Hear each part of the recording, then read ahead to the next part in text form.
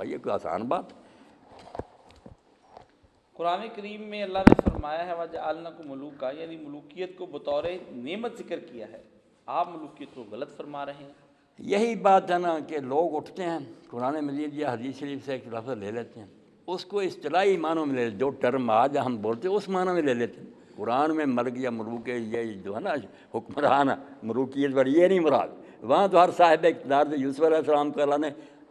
ملک دیا یعنی اقتدار دیا، وہ وہاں کے حاکم تھے، وہ حاکم کے معنی میں برسر اقتدار ہونا،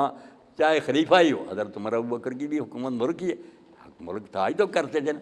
ملوکیت جو ٹرم ہے نا خلافت کے مقابلہ میں کہ وراثت بنا دینا، نیک لے کر نالائق اولاد ہو، بس باپ کا بیٹا اس لیے تخت پر بیٹھے، یہ اور بات ہے، اور شریعت کا بھی پابند نہیں، جو جی چاہے کرے، یہ ملوکیت ہے بری۔ وہ جو ہے نا اقتدار دیا اللہ نے بنی اسرائیل کو یا نبیوں کو، وہ کوئی بات نہیں۔ ہاں ان کے بارے میں بالکل آپ پڑھیں گے نا حدیثیں، کھلی بات ہے، انہوں نے دین میں تو ترمیمیں کی، آپ پناہ مانگیں۔ یہ تو ایک پردہ ہے کہ لوگ یزید سے شروع کرتے ہیں، اب بات ذرا پھیل گئی، یہ بات کو نا چھپانے کی کوشش ہے کہ یزید سے شروع کر دو، بنا امام حسین بے صبر ہوگا۔ جو 20 سال اس کے دور میں گزارے نا، امام حسین کا خط پڑھنا چاہیے، آپ نے کہا تیرے خلاف جہاد تو فرض ہو چکا، میں جو نہیں کرتا کو عذر نہیں سمجھ آتا کہ خدا کو کیا جواب دوں، صرف اپنے بھائی کا معاہدہ نبھا رہا ہوں کہ تجھ سے وعدہ کی لیا تھا اس نے کہ اپنے بعد تو نامزد نہیں کرے گا، امت چنے گی، اگر آخری میخنا تو نے لست تابوت میں ٹھونکی تو چلو ٹھیک ہے، ورنہ پھر جو ہوگا مناسب۔ اس نے وہ کام بھی نہ رہنے، معاہدے میں طے تھا کہ حسن زندہ ہوگا، دوبارہ وہی خلیفہ ہوگا، اور اگر وہ فوت ہو جائے گا تو امت چنے گی۔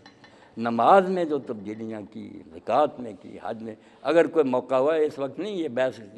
آپ کو حدیث کی کتابوں سے دکھائیں گے کہ صحابہ چیخ اٹھے کہ یہ حضور نے سکھایا، حج تمتع پر کوڑے مارنے، قرآن کی نص تھی کہ حج تمتع فمن تمتع بنو، انہوں نے سر موننا شروع کر دیا جو تمتع کرے، اور کوڑے مارنے شروع کر دیے۔ اسی لیے ترمذی شریف میں سب سے پہلا جس نے تمتع سے روکا معاویہ،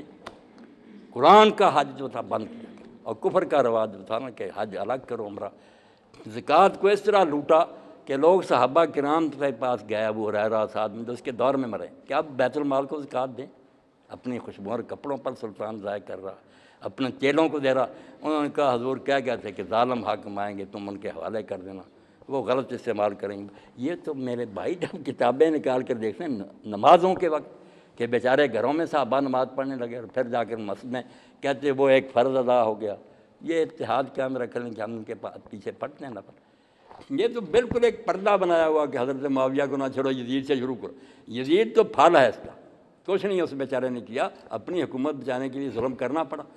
مگر بنیاد ساری انہوں نے رکھی، توبہ توبہ توبہ، ظلم کر کے۔ چوٹی کے صاحب دو وہ زندہ تھے جو عشرہ مبشرہ میں تھے، ان کو نہیں پوچھا، اپنے نالائق بیٹے کو امت پر مسلط کیا۔